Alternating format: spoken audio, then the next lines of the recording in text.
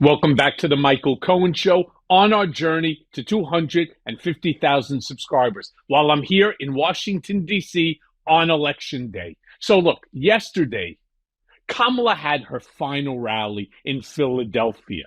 And boy, was that crowd pumped. Were they big and pumped and ready to go? They were not there for just nothing. They were really there to show the love and the support that Philadelphia has for Kamala. Let's go, let's go, let's go. Talk about energy in a room. In fact, here's another clip.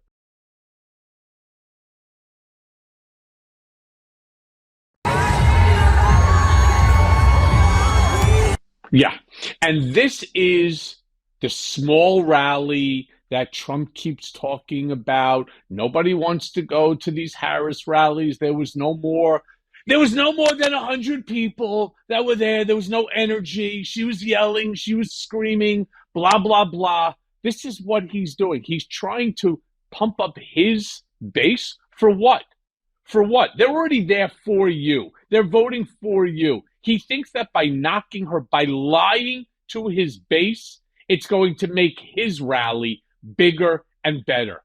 Play the clip. They have no enthusiasm. She had a rally today. She couldn't have had more than 100 people there. And I had all four stadiums were full, but she had a rally and she was screaming, "We're going to win, we're going to win." And they wouldn't follow her. They wouldn't say it. Yeah. First of all, again, what are these people laughing about? That he said that there were 100 people at her rally. Are they laughing because they know that it's not true? Or are they laughing simply because they think he's funny about knocking her? I wish that there was a way somebody could have plugged into the overhead a visual of exactly how big those two rallies that Kamala Harris attended yesterday were, especially in comparison to the size of the Trump rally. Now, there's such big differences between the two candidates. One is divisive, the other one is a unifier. One talks about the benefit and the future of a great America. The other one talks about retribution. There's such a distinction between these two people. And one of the things that I found incredibly interesting was at the rally, Kamala says that she pledges to put the country first.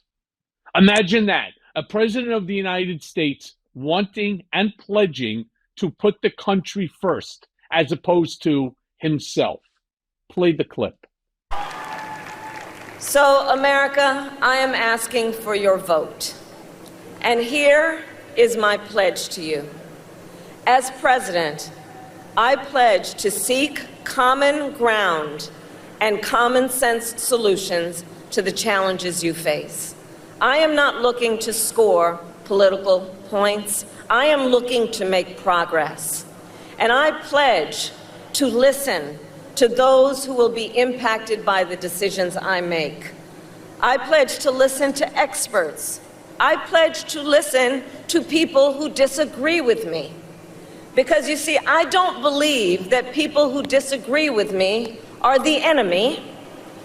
I'll give them a seat at the table. That's what real leaders do. That's what strong leaders do. And I pledge to always put country above party and self, and to be a president for all Americans. Why that sort of language, something that she has been saying over and over and over again, isn't an automatic disqualifier for Trump? How this election is even as close as these pundits are saying that it is? You have one candidate that's telling you right off the bat, I want the discourse. I want the debate about things that impact everyone's lives, not just about me and my party, which of course is a reference to Donald Trump. But then she even goes on to talk about healthcare. So far, we have not heard a single policy issue emanate from Trump's gaping anus under his nose. Not one single thing has he said. Play the clip. And to anyone out there watching this while we're here, who still is trying to get rid of the Affordable Care Act and take us back to the days when insurance companies could deny people with pre-existing conditions, well, Philly, you know what I'm about to say. We are not going back. We are not going back. We're not going back. There's over 30 plus million people in the United States of America that have been successful in obtaining their insurance healthcare coverage as a direct result of the Affordable Care Act, which Donald Trump wants to destroy, not because it's not a good policy, not because it doesn't work, but simply because it is also known as Obamacare. All right? This is a real issue, and how anybody who has issues as it relates to healthcare and obtaining healthcare and decent healthcare, how any of them could vote for this guy, again, I have absolutely no idea at all. But then again, yesterday, he's very jealous that Kamala has managed to get all of these celebrities and superstars to her rally, as opposed to Amber Rose, or you had Hulk Hogan, right? A washed up former fake wrestler with the WWE, or Kid Rock. Really? He goes on yesterday and says that he doesn't need stars at his rallies because his policies are more important than the celebrity stardom. No, he really did. He said that. He doesn't need stars at his rallies because his policy is more important. Play the clip. Just to bring it back into seriousness, we don't need a star because we have policy. We have great policy. We have great policy. Yeah. I'm going to challenge any one of you watching this. And I ask you to stay to the very, very end because there's so much more. But I ask every single one of you watching this, name one policy, just one, that Donald Trump has talked about during the course of this entire campaign. Just name one. And I bet you can't.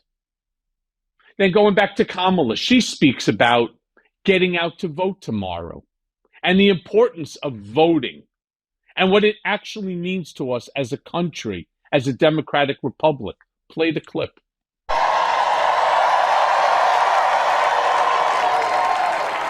So tonight I ask you one last time, are you ready to make your voices heard?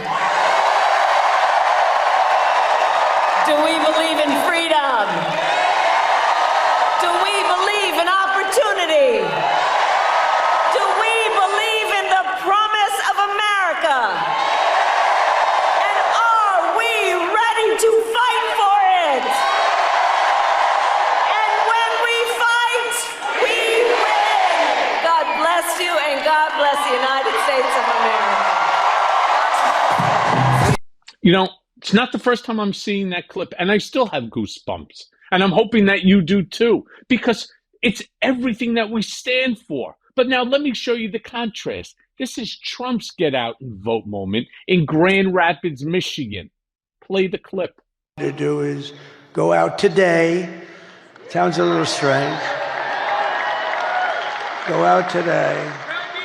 Meaning go out in a few hours, okay? This guy's complicated because it sounds so much better when you say tomorrow, when it's night, but that's okay. I want to be exactly accurate for them. But go out today and vote. And I guess 7 o'clock or whatever time it is, doesn't matter. And we're going to have the greatest victory. Yeah, this is absolute no energy. Nobody cares what the guy is absolutely saying. And finally, after months of Kamala's campaign, I want to finish with this clip of Kamala Harris speaking about the promise of America. This one will really, if this doesn't get to you, then there's really no reason to vote. But if it does, it's the reason why I'm going to end this as I do all by saying vote Kamala Harris? Play the clip. I have lived the promise of America. And today, I see the promise of America in everyone who is here, in all of you. We are the promise of America. We are the promise of America. I see its promise in the fathers and the mothers and the grandparents across our nation who work so hard every day for our children's future. I see it in the women who refuse to accept a future without reproductive freedom, and in the men who support them.